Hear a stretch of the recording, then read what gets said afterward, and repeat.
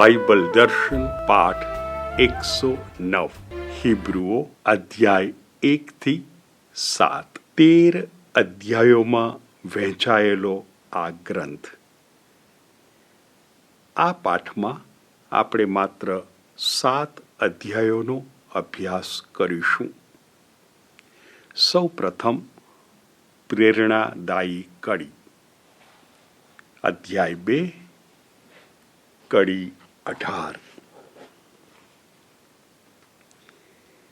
એ પોતે કસોટીની વેદનામાંથી પસાર થયેલા હોય, જેમની કસોટી થઈ રહી હોય તેમને મદદ કરી શકે છે. એ પોતે એટલે આપણા પ્રભુ ઈસુ. અધ્યાય 1 અને 2 ઈસુને દેવદૂતો કરતાં ચડિયાતા રજૂ કરે છે. 2 અધ્યાય ફાળવ્યા છે. આપણે પહેલા અધ્યાયથી શરૂઆત કરીએ.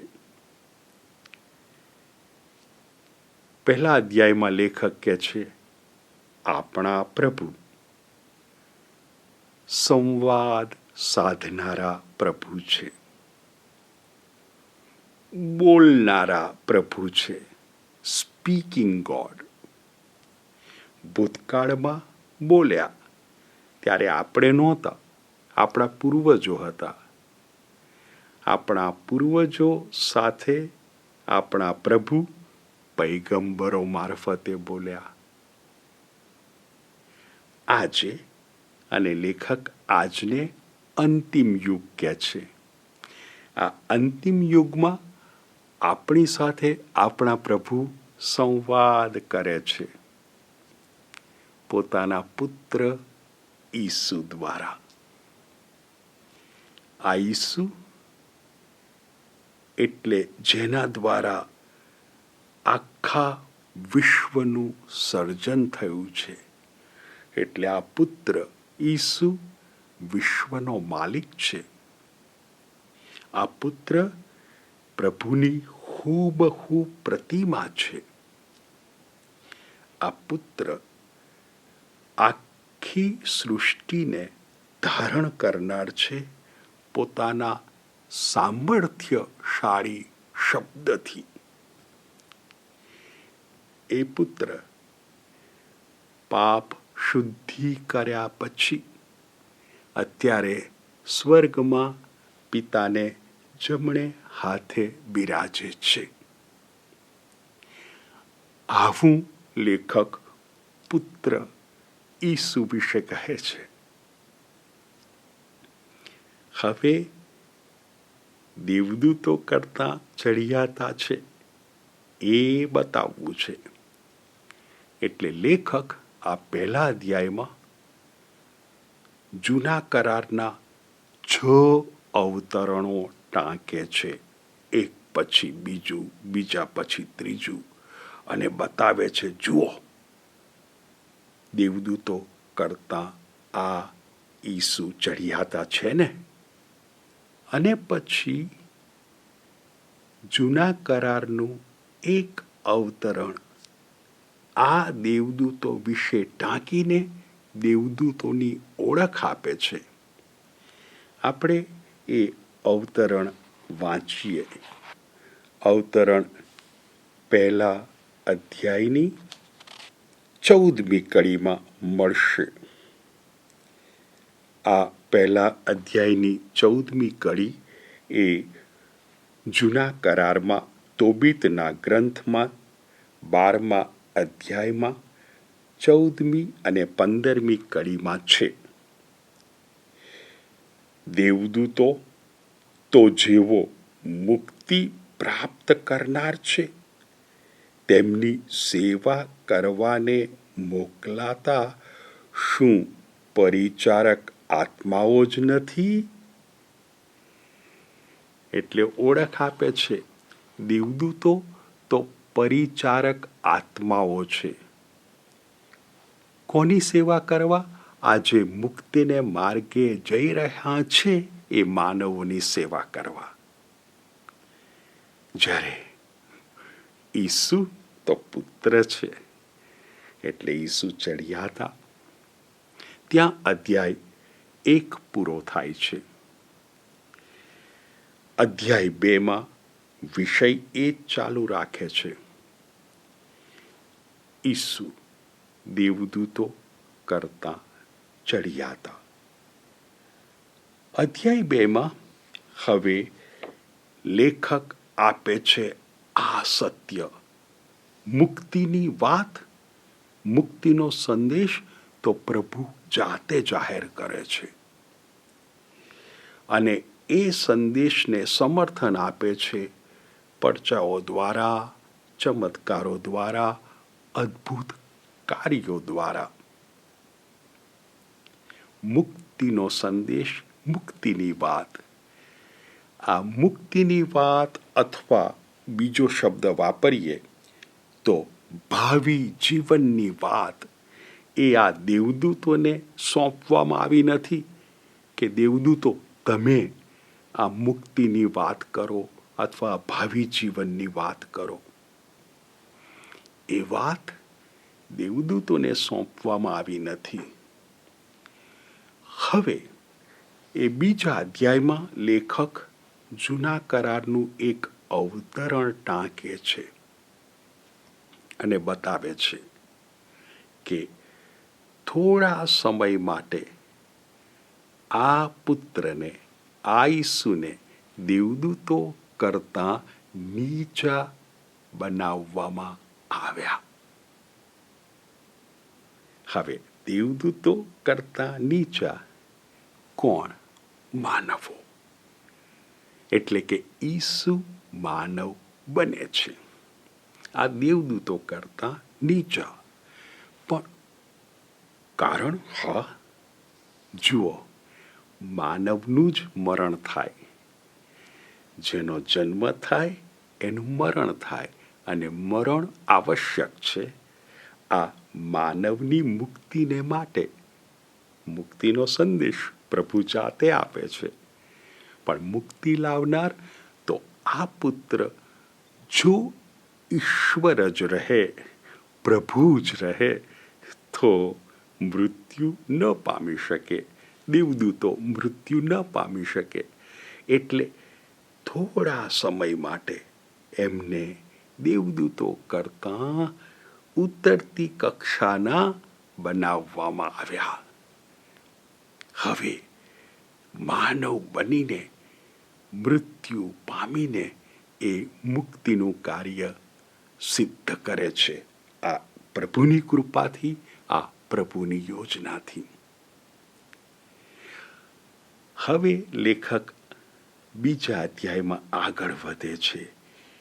આ ઈસુ માનવ બને છે અને હવે એ પોતાના ભાઈઓ જેવા બની જાય છે. આ ભાઈઓ એટલે આપણે એટલે માનવો. અને આ માનવો એ મુક્તિ પામનાર અને આ ઈસુ એ મુક્તિ આપનાર.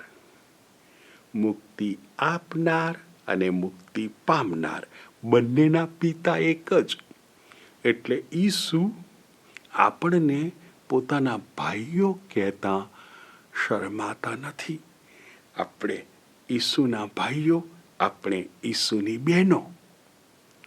અને આપણી મુક્તિ માટે હવે એ સ્વીકારે છે પ્રભુની મુક્તિ યોજના.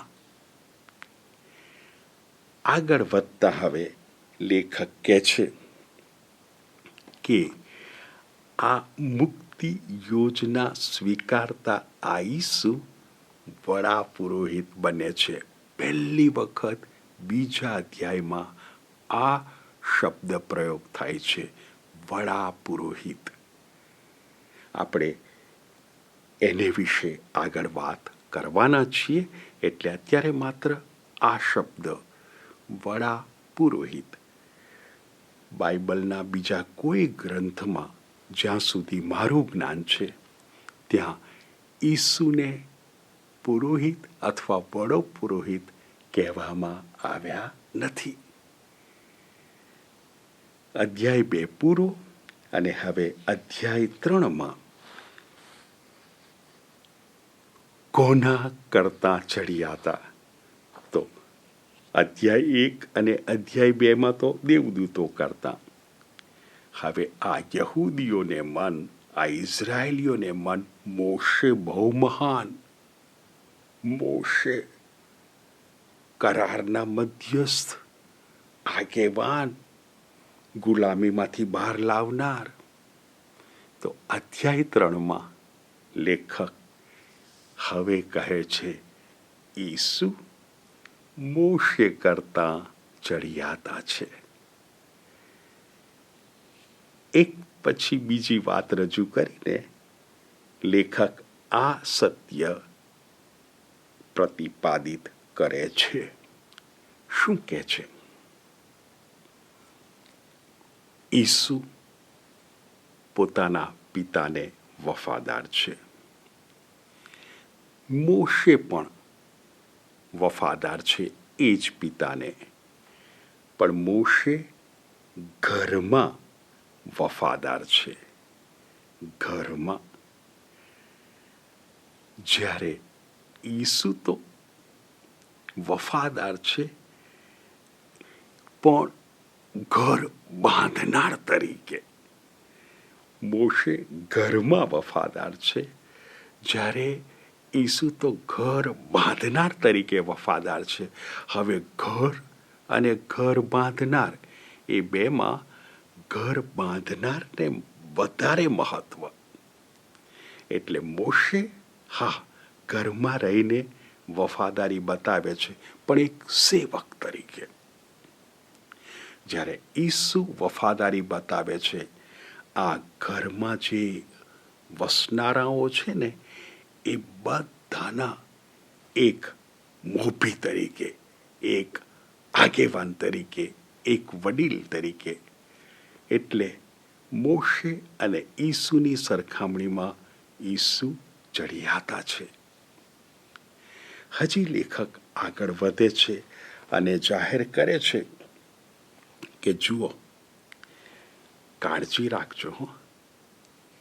એટલે ખરેખર તો પાઠકોને કહે છે અને આજે આપણને પણ કહે છે, તમારું હૃદય શ્રદ્ધા વિહોણું ન બની જાય એની કાળજી રાખજો.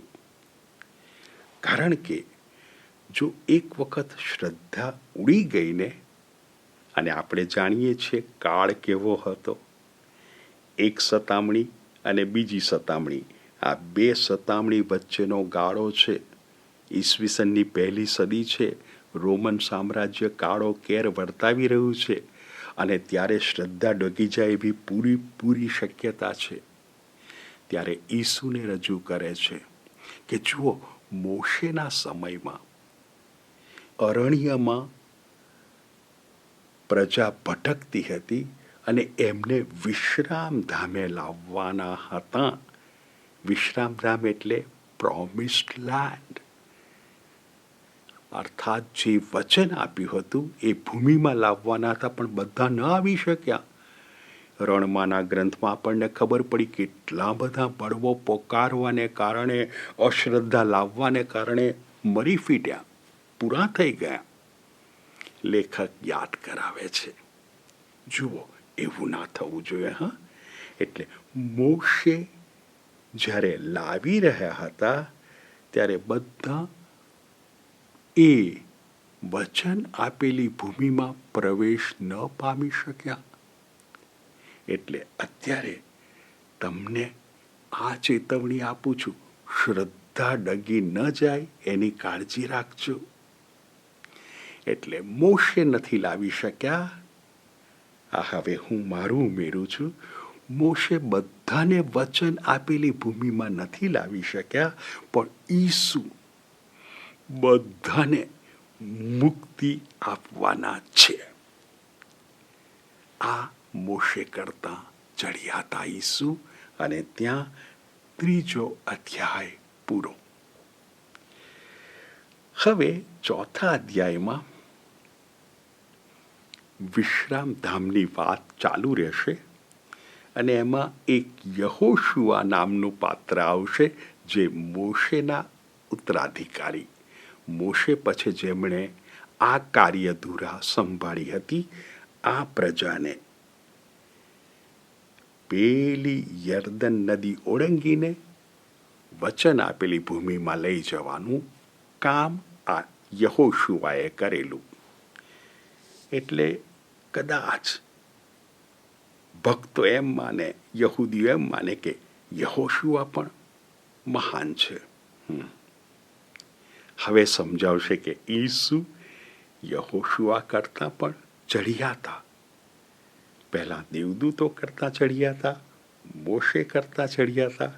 આપણે હવે 4થા અધ્યાયમાં પ્રવેશીશું અને ત્યાં અધ્યાય 4માં વાત શરૂ થાય છે. જુઓ, વિશ્રામધામમાં આ ઇઝરાયેલીઓ, આ યહૂદીઓ રણમાં રઝળપાટ કર્યા પછી પ્રવેશી ના શક્યા, કારણ એમને શ્રદ્ધા નહોતી. એમણે બંડ પોકાર્યું. આ હકીકત. એટલે વિશ્રામધામ એ વચન ખાલી ગયું? ના. પ્રભુએ એ વિશ્રામધામનું વચન અકબંધ રાખ્યું છે.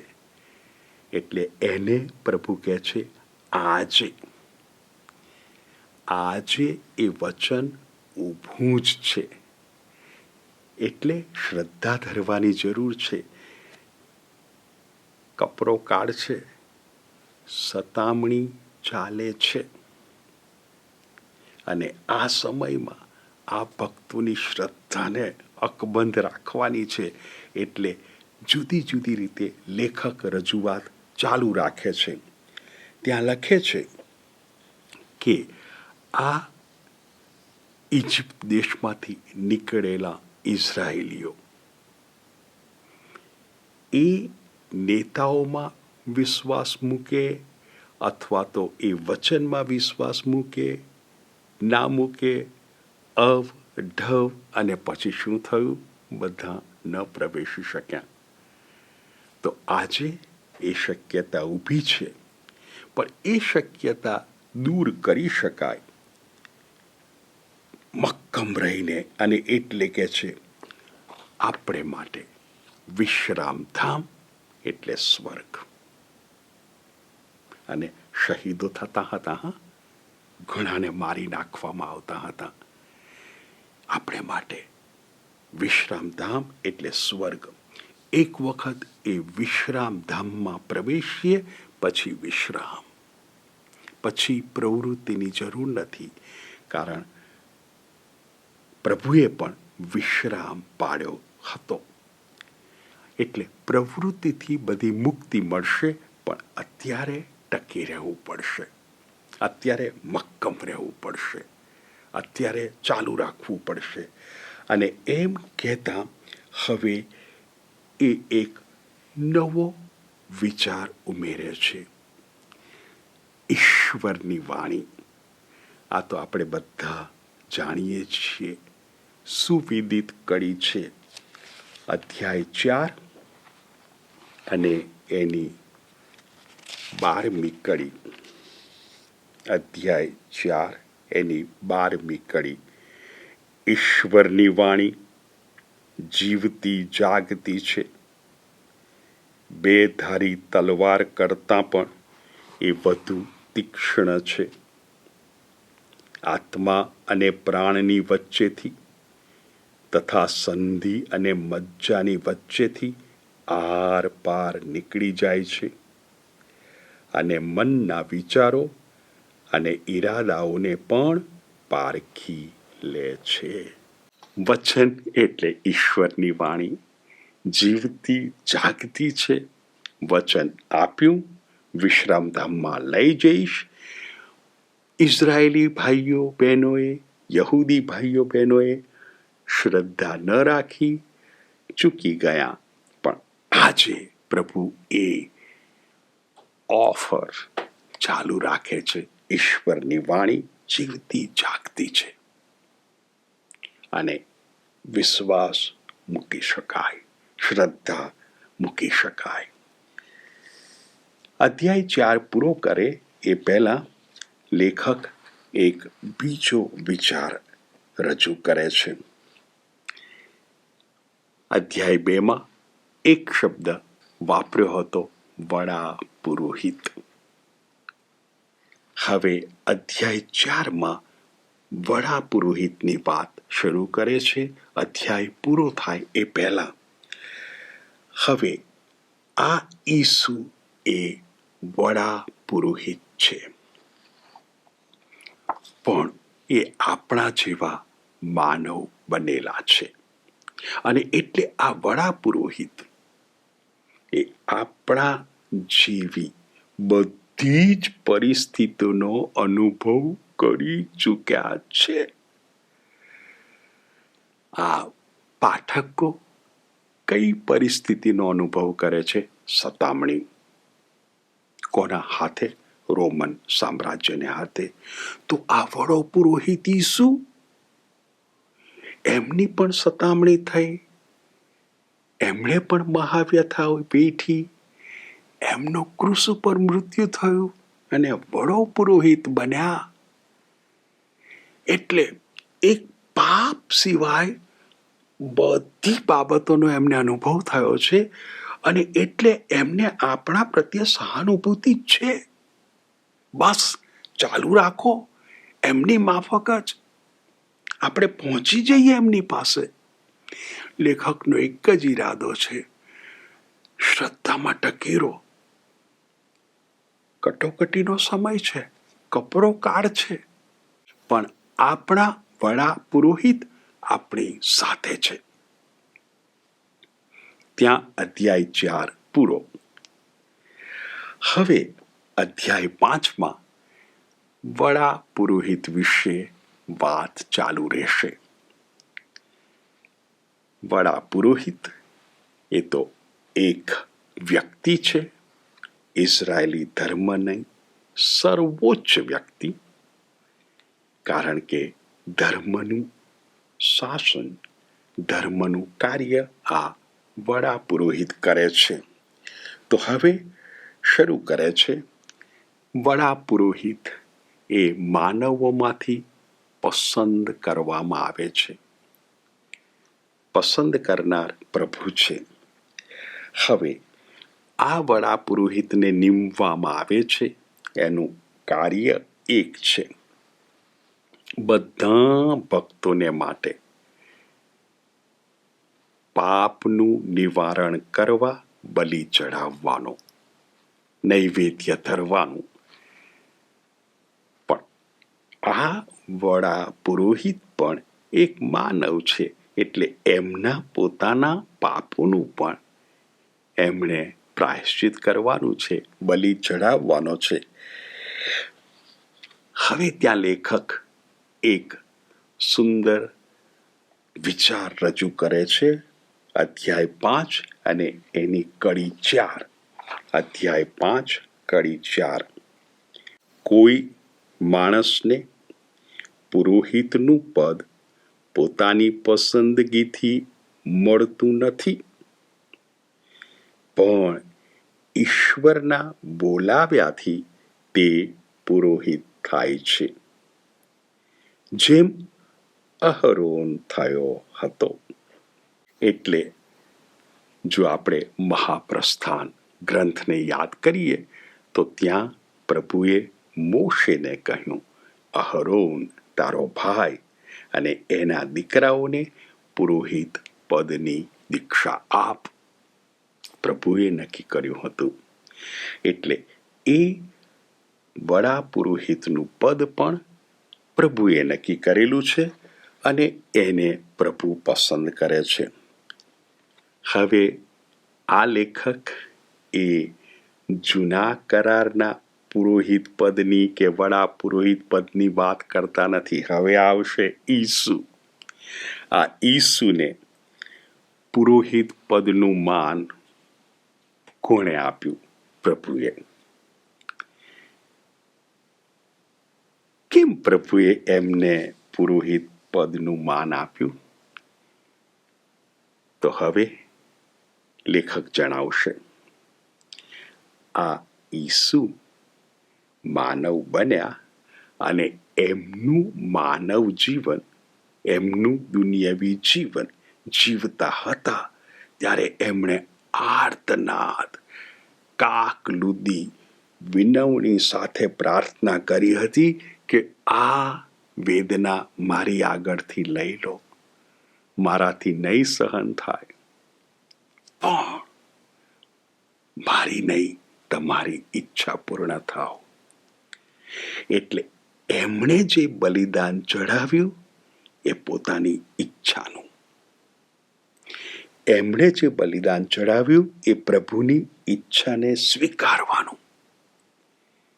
પિતાની જે ઈચ્છા હતી એ ઈચ્છા સ્વીકારી આ એમને વડા પુરોહિત પદ આપે છે, કારણ કે પ્રભુની ઈચ્છાને સ્વીકારે છે, પોતાની ઈચ્છાને બાજુ પર. એટલે વડા પુરોહિત હવે એ બને છે. હવે આટલું કહ્યા પછી લેખક કહે છે, પણ તમે બધા મારા પાઠકો, મારા શ્રોતાઓ, તમે બધા બહુ ઓછું સમજો છો. ખબર છે તમને, તમે અત્યારે ખરેખર તો શિક્ષકો હોત, સમજાવનારા હોત, પણ આજે મારે તમને સમજાવવું પડે છે, બીજા કોઈએ તમને સમજાવવું પડે છે. એટલે તમે હજી પરિપક્વ નથી થયા. કાળ કટોકટીનો છે અને એમણે અહીં તહીં કેટલાક તો પાછા જવાનું વિચારે છે યહૂદી ધર્મમાં. એટલે લેખક કહે છે, ના, તમે હજી પરિપક્વ નથી. અને આટલું કહીને એ 5મો અધ્યાય પૂરો કરે છે, પણ 6થા અધ્યાયમાં એ જ વિષય ચાલુ રાખશે, એ જ વિષય. એટલે 5મા અધ્યાયમાં ઈસુ વડા પુરોહિત કેમ પોતાની ઈચ્છાને સ્વેચ્છાએ પ્રભુના ચરણોમાં ધરી દે છે અને પ્રભુની ઈચ્છા માથે ચડાવે છે. એ વડા પુરોહિત, અને આપણે હજી એમને સમજ્યા જ નથી. એટલે 6થા અધ્યાયમાં એ સમજાવવાનું લેખક આગળ ચાલુ રાખે છે. લેખક કહે છે, હવે તમને પેલા પાયાના ઉપદેશો આપવાની જરૂર નથી. શ્રદ્ધા એટલે શું, અથવા તમે તમારે માથે હાથ મૂકીએ તો તમને કઈ કૃપાઓ મળે, એવા બધા ઉપદેશની જરૂર નથી. હવે તમને જે પાયાનું જ્ઞાન છે એ આપવાની જરૂર નથી, પણ તમારી પરિપક્વતા વિકસે એવું જ્ઞાન આપવાની જરૂર છે. એ જ્ઞાન એટલે કેવું જ્ઞાન? તો ત્યાં જણાવે છે, તમને હું એક રૂપક આપું, અને ધરતીનું રૂપક આપે છે. અધ્યાય 6 કડી 7 અને 8. જે ધરતી પોતા ઉપર વારંવાર પડતા વરસાદને પી જાય છે અને જેમને માટે એને ખેડવામાં આવી હોય છે તેમને ઉપયોગમાં આવે એવો પાક આપે છે, તેના ઉપર ઈશ્વરના આશીર્વાદ ઉતરે છે. ધરતીનું રૂપક, તમારા ઉપર કૃપાઓ થાય છે, હા. પ્રસાદો વરસે છે, હા. તમે પી જાઓ છો, હા. તો પછી ધરતીની માફક ફળ પેદા કરો ને, જે અપેક્ષિત ફળો છે. હજી બીજો દાખલો આપશે. કેટલાક ભક્તો ભૂતકાળમાં થઈ ગયા શ્રદ્ધાવાન, શ્રદ્ધામાં ટકી રહ્યા. જુઓ ને, એમણે કેવા ફળ પેદા કર્યા. અને એટલે દાખલો આપે છે અબ્રાહમનો. અબ્રાહમ, જુઓ ને, એને વચન આપવામાં આવ્યું અને વચન આપ્યા પછી પ્રભુએ એ અબ્રાહામને શપથ પૂર્વક કીધું. વચન તો આપ્યું જ, પણ પછી શપથ પણ લીધા. શું કરવા પ્રભુ અબ્રાહામને વચન આપ્યા પછી શપથ લે છે? આપણને સમજાવવા કે આપણે આશા રાખી શકીએ, આ પ્રભુમાં આશા રાખી શકીએ. અને એ આશા અત્યારે પેલા વિશ્રામધામમાં પ્રવેશી છે. અને એ વિશ્રામધામમાં એ કઈ આશા? આપણા પ્રભુ ઈસુ ત્યાં પ્રવેશી ચૂક્યા છે. તો હવે એવું પરિપક્વ જ્ઞાન પ્રાપ્ત કરો ને, પરિપક્વ થાવ ને. કેમ તમે અહીં તહીં આગા પાછા થવાની પ્રવૃત્તિઓ કરો છો? હવે આવું કીધા પછી વળી પાછા અધ્યાય 7માં લેખક ઈસુ પર આવે છે. ઈસુ એ વડા પુરોહિત પણ તમે જે પુરોહિતની પરંપરા સમજો છો, પાઠકોને કહે છે, એ પરંપરાના નહીં.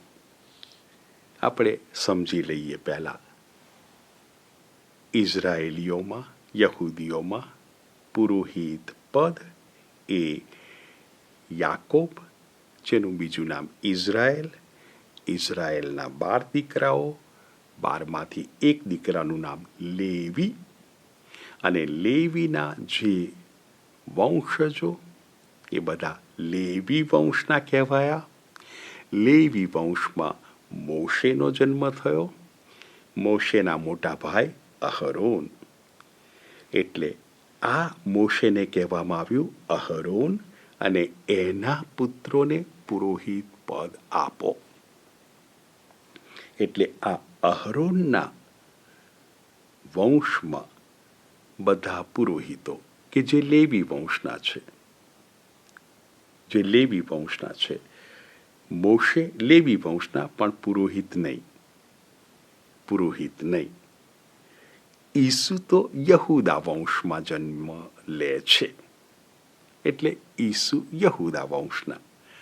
હવે લેખકે કહેવું છે, તો ઈસુ પુરોહિત કેમ ના? કારણ કે આ તો યહૂદી શ્રોતાઓ, આ તો યહૂદી ખ્રિસ્તીઓ. એટલે એમને આ ઈસુ જો પુરોહિત છે તો કેવી રીતે પુરોહિત છે બતાવવું પડે. એટલે એક પરંપરા લાવે છે. પરંપરા અર્થાત આપણી પાસે કદાચ લેખિત બાબતો ના હોય, પણ કેટલીક કંઠોપકંઠ બાબત હોય. અને એવી એક વ્યક્તિ છે મેલ્કીસેદેક. આ એક રાજા છે, એ પુરોહિત પણ છે. હવે એને વિશે એના નામનો અર્થ જાણીએ. મેલ્કીસેદેક એટલે ધર્મનો રાજા. એનું રાજ્ય છે શાલેમનો રાજા. શાલેમ એટલે શાંતિ, એટલે ધર્મનો રાજા, શાંતિનો રાજા. પણ એના પપ્પાનું નામ નથી ખબર, કે આપવામાં નથી આવ્યું. મમ્મીનું નામ નથી આપવામાં આવ્યું, વંશાવળી નથી આપવામાં આવી. પણ એ પુરોહિત, રાજા અને પુરોહિત. હવે ઉત્પત્તિના ગ્રંથમાં 14મા અધ્યાયમાં અબ્રાહામ આ મલ્કીસદેકને મળે છે. હવે બધા યહૂદીઓ, ઇઝરાયેલીઓ આ બનાવથી માહિતગાર છે. ત્યાં મલ્કીસદેક અબ્રાહામને આશીર્વાદ આપે છે.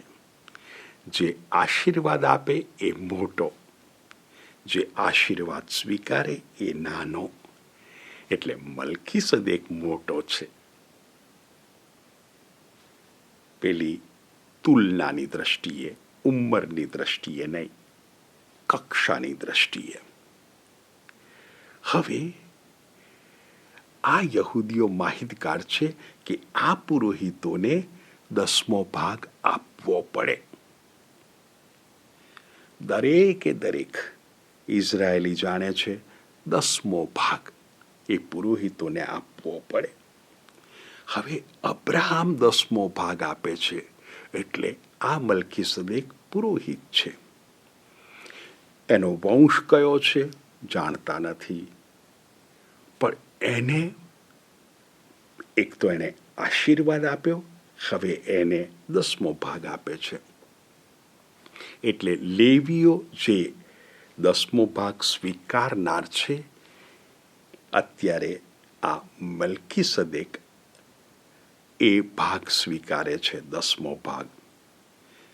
હવે લેખક હજી આગળ કહે છે, અને આ 10મો ભાગ આપનાર કોણ છે? અબ્રાહમ. અને અબ્રાહમ કોણ છે? ભવિષ્યમાં લેવી વંશ આવશે. અબ્રાહમ, ઇત્સાક, યાકોબ, લેવી. એટલે અત્યારે અબ્રાહમમાં બીજ રૂપે જે છે એ લેવી વંશ આ મલ્કીસદેકને 10મો ભાગ આપે છે, પુરોહિત. હવે આ પરંપરામાં ઈસુ પુરોહિત છે. એટલે હવે લેખક કહે છે, જો આ લેવી વંશની પરંપરામાં પુરોહિતો છે, એ દ્વારા વિશ્રામધામમાં પ્રવેશી શકાયું હોત તો બીજી પરંપરાના પુરોહિતની જરૂર ના પડી હોત. પણ બીજી પરંપરા મલ્કીસદેકની પરંપરામાં એક પુરોહિત આવ્યા છે, એમની જરૂર પડી છે, કારણ કે લેવી વંશના જે પુરોહિતો છે, જે પરંપરા છે, એનાથી વિશ્રામધામમાં પ્રવેશી શકાયું નહીં.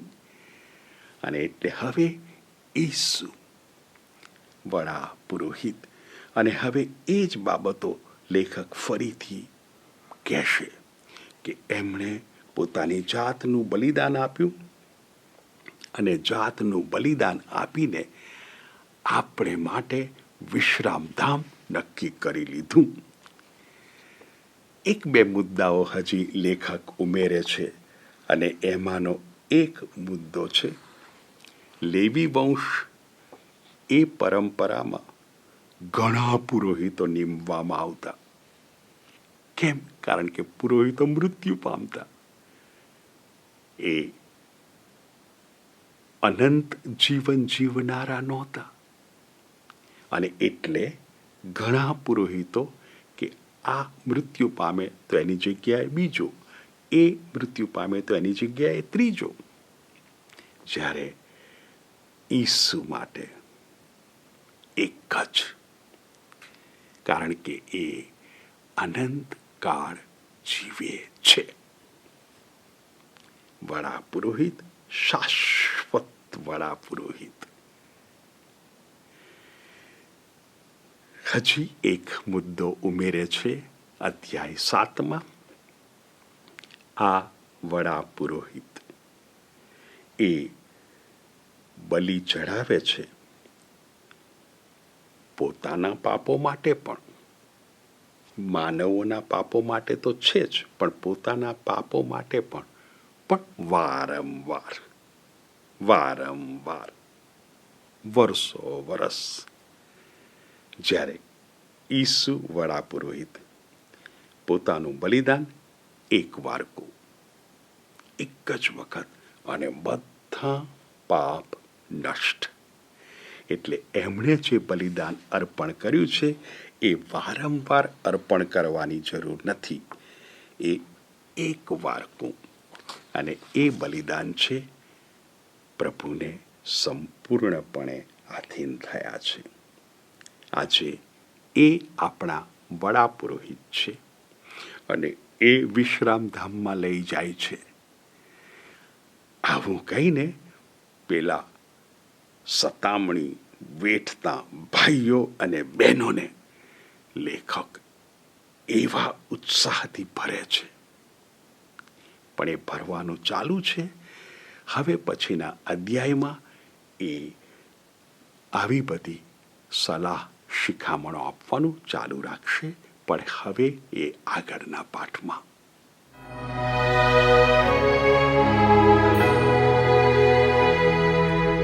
पिता पुत्र ने पवित्र आत्मा तेरी अनंत युगो कोटि कोटि तेरी स्तुति